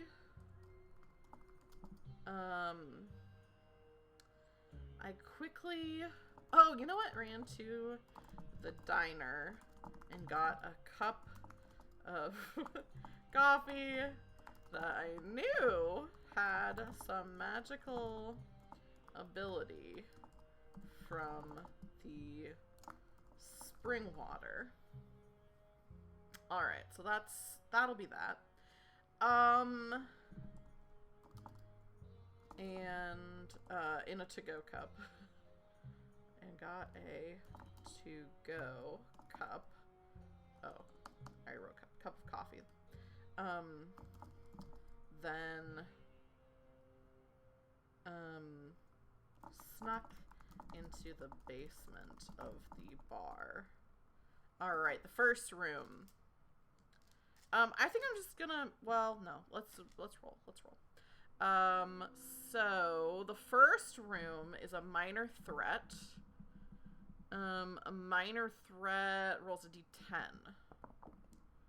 I got a 13, so I definitely beat it, but I'll roll a d10 anyway, just to see, like, you know, narratively how close it is.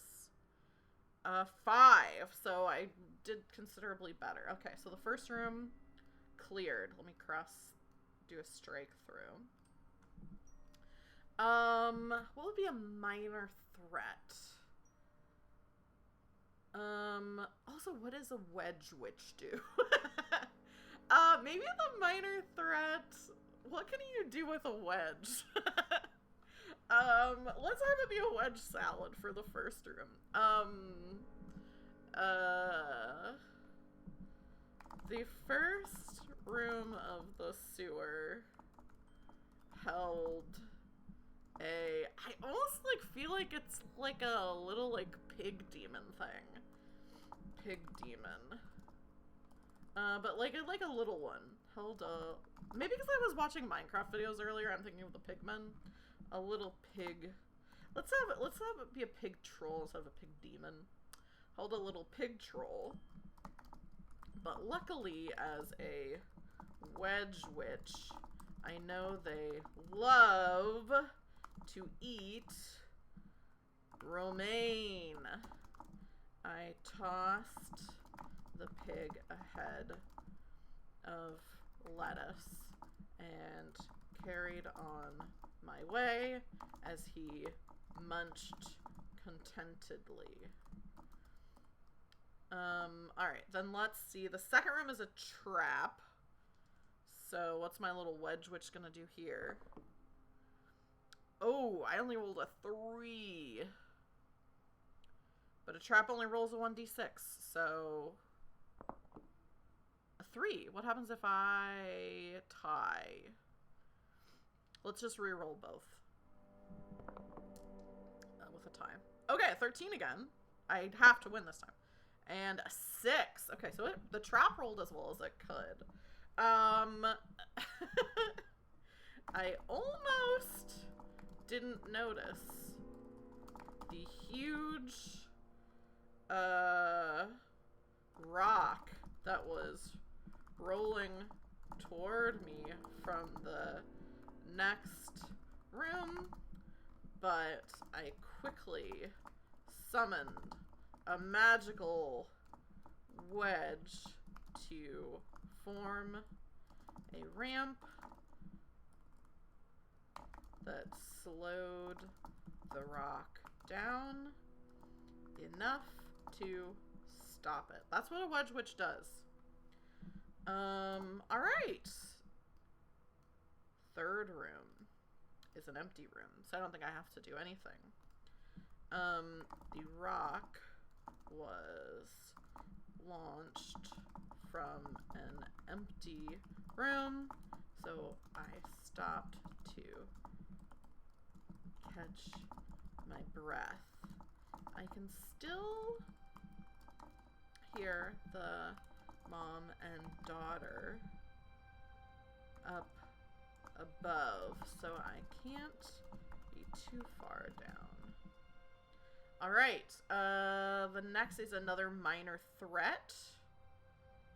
So let's roll that. A minor threat is a d10. So I'll roll the d10 first. That's a d8. Here's a d10. Which is that a 9? I think it's yeah, that's a 9. Okay. And I rolled a 1. But I do have my coffee for a reroll. I thought the next room was empty as well. But what should this creature be?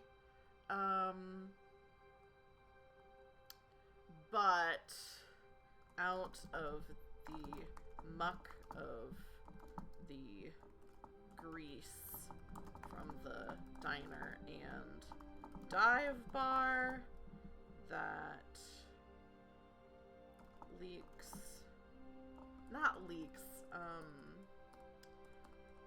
dive bar,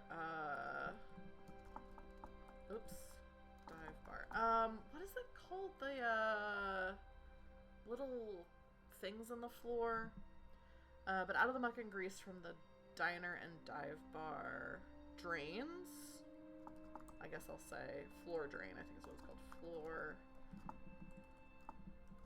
drain that leads here. Something slimy grabbed my foot. Alright, so I will use the coffee for a reroll. Oh yeah, grease traps. I was thinking of the things in the floor, though. I think they're just called floor drains. Oh, I got a 13! Again! That's crazy. I've been rolling so many 13s. I splashed my coffee on it, and it melted away. Whatever it was. Okay, so then the next room we've got another trap. Maybe I'll make this trap a grease trap. So trap is a d6. And I only rolled a 1. And I rolled a 9 on my die.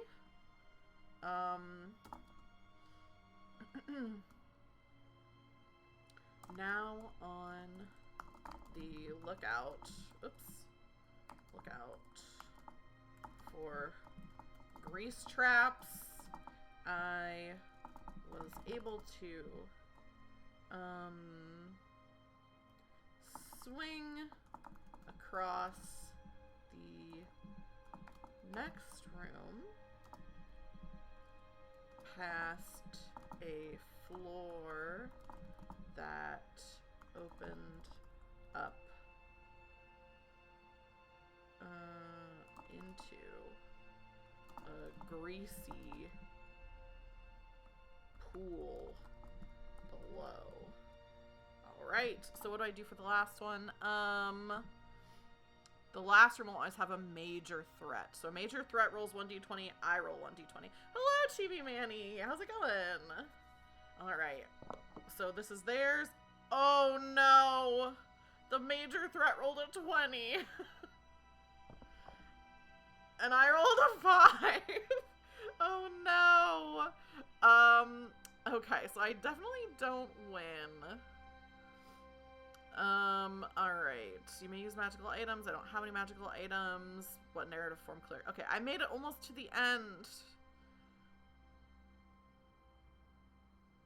Oh, also, I think I did do this wrong, because I just saw clearing a dungeon gives you a key, allowing you to go there in an encounter at will once per day. So I think I'm supposed to roll a dungeon or something like that. But I don't see anything elsewhere that says it. So maybe I'm losing my mind.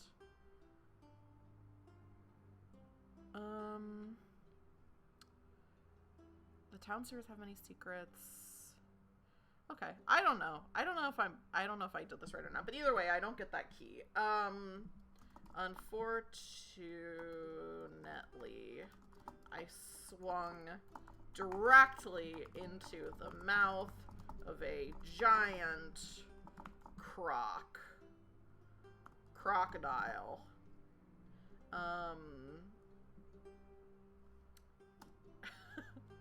So I think it's gonna be very like Stardew, where it's like the next thing is I just like wake up and someone has helped me. So let's roll. That was the morning. So let's do afternoon. Let's roll for this. 3. Okay, so let's do a neighbor first. Whoever it is, this is who saved me, is number 12.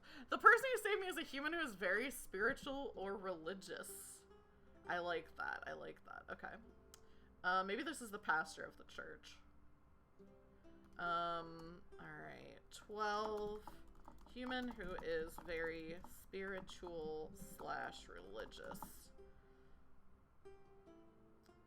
I wrote religions. Spiritual/religious. Okay. Let's say that they are new. Maybe they're new to town. Maybe the pastor is also new here. Do I like that? No, I don't think I want them to be new to town either. Maybe they are stony and pristine. I love that you all can see how, You know, does that fit? Because the church was very welcoming, so I don't think stony fits.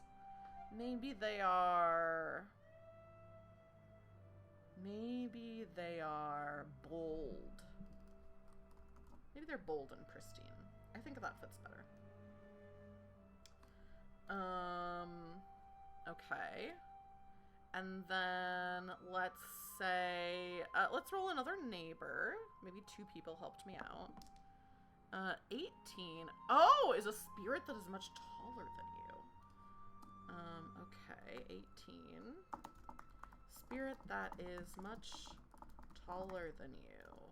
And maybe they are dangerous. And...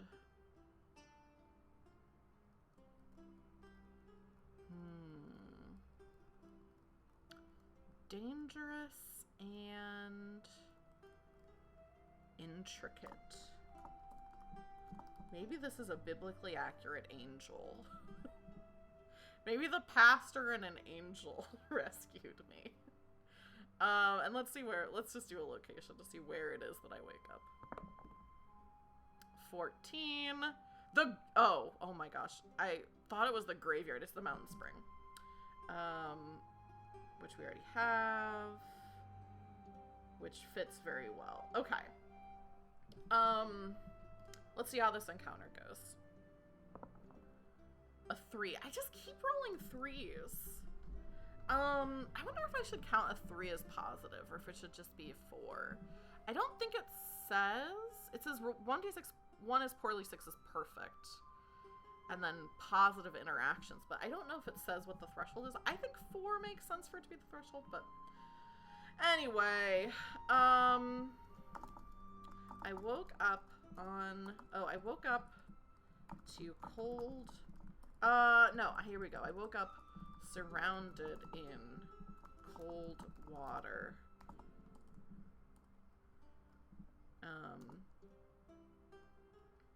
And I quickly sat up, seeking fresh air. My face broke the surface, and I recognized that I was at the mountain spring. 2 beings were looking over me. 1, I also recognized. The pastor of the church, looking concerned. The other creature was like nothing I had ever seen before. I felt a voice in my mind tell me not to be afraid. I looked into its many eyes and did, let's say it just passed out again. Passed out again. That's what happens. That's what happens on a 3. You pass out. Alright, let's do evening. We'll do evening and night, and then I'll probably wrap, since it'll be just over 2 hours. That's a good solo RPG stream, I think. Oh, I think I formatted this differently. Yeah, there we go. Alright, so evening, we'll roll a d4. I feel like I'm not doing as much of this game as I, could be, but we got a 4. Alright. Let's do another location first and see where I wake up. 5, which is the church! This is so... Oh, man, the prompts I'm getting are, wildly accurate. Alright. The church. Let's see. Let's do an event at the church, maybe. An event is unsettling news or gossip. A neighbor is spirit that is initially hostile. Oh my goodness. Okay, so that's 16. I don't know. How will I fit that in? Spirit who is initially hostile. And then let's do another neighbor. Human with great age and wisdom. Ooh, okay, okay. I was hoping it would be someone I've met before, but a human with great age and wisdom. Alright, so I am at the church. I woke up again, this time not cold or wet, and also not feeling covered in grease and slime. What does this spirit look like? I'm trying to decide. So far, none of the spirits have really looked like people.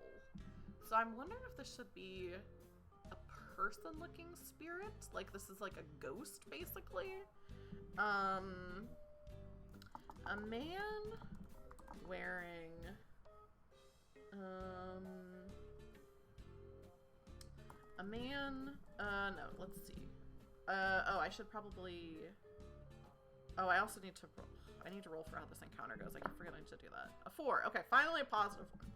Okay, so the spirit who is hostile, I'll say his tags are gray and broken, because I have an idea for who he is. And then let's say the human with great age and wisdom is, let's say this one is stony, and, well, I already have someone delicate. Let's say diminutive. Stony and diminutive. And let's say he is named Harold. And then the spirit who's initially hostile, let's say his name is, let's say Peter. And I do get positive interactions with all of them. So let's say positive interaction 1 with Harold. 1 with Peter. Positive interaction 1.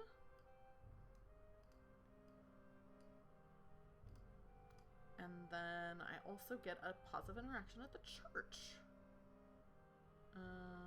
Let's see, Ghost Hollow, Mennonite Church. Positive interactions 1. Man, all I wanted to do was just come to this town and make some friends. I was in a bed.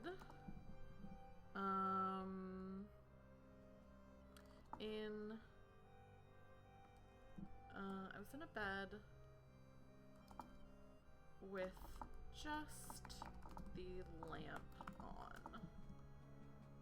I noticed someone sitting on a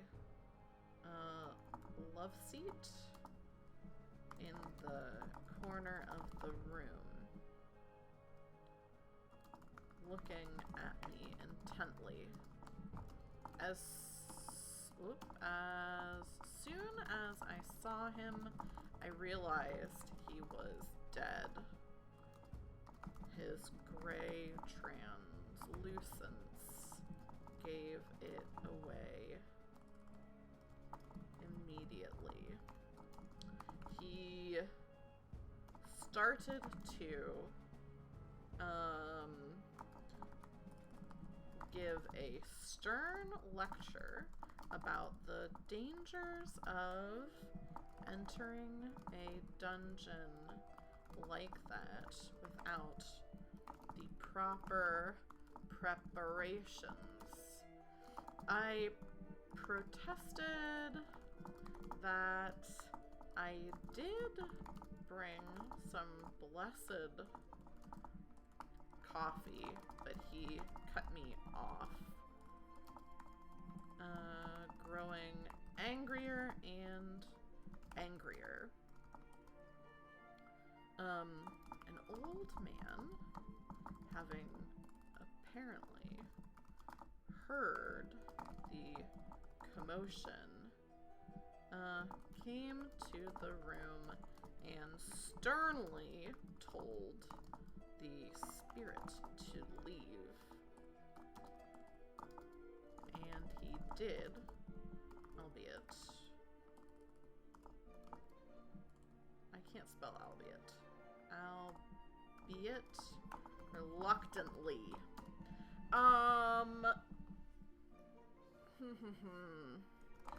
The old man, explained that, oh, I should name the woman and her daughter, because they probably are the ones who heard me. Even with a child, heard me in danger below the bar and called for help. The old man explained that a mother and child heard my sounds of distress, and luckily the angel was able to get to me in time and whisk me away to the mountain spring to get cleaned up and brought back here. He asked if I was hungry or if I was going to lie about going to the bathroom and leave again. I sheepishly said that I wouldn't mind a snack. He left and came back with a sandwich and some soup. I feel like that's a good place to stop for now. We only got through 3 days. So I feel like this game would be really good if you wanted like something where you're doing journaling every single day. Maybe I'll come back to this on another stream. I really enjoy what I'm doing. I would love to, you know, actually make some friends, do a side quest, maybe read through a little more thoroughly to see if I did the dungeon thing right. But either way, we got to see what the dungeon looks like, which is nice if you haven't played this game before. If you haven't played this game before and you want to, you can check it out over on itch. The game is called Over the Mountain, and you can get it for yourself. I also think it's like pretty, let me remind myself, I'm pretty sure it's pretty inexpensive. Actually, I think it's pay what you want on itch, so you should head over there and get it. If you like it, leave a review over there, so that more people can see it and play it. It's just only 2 pages to read, so, and a lot of, like, playthrough. We barely got through, like, really, most of the neighbors. I don't think we rolled. The locations we still have plenty of, so I'm definitely going to be playing this in my off time, if not on stream again. But I am going to wrap up, because as Melanie mentioned, I have a game of Good Society this evening that I should probably do a little bit of prep for. So I'm going to wrap up this stream. Let me see who's live that I can raid. I am going to be live again tomorrow in the afternoon. I'm going to play some more of, probably finish up the Murder of Sonic the Hedgehog. Since my what's it called? My maintenance guy came last time. And, oh, let's raid Kylan. Fair's still alive, so let's do that. Raid Kyle. Let me make sure I get Kyle with N. Let's head over there. And are playing Pokemon Infinite Fusion, so that should be fun. If you are a follower but not a subscriber, you can copy and paste this message to say hello. If you are a subscriber, you can copy and paste this message to say hello to Kylan when we get over there. But either way, I will see people tomorrow with some Sonic. Yeah, thanks everybody for hanging out. This was a fun game, and I'll talk to you later. Bye!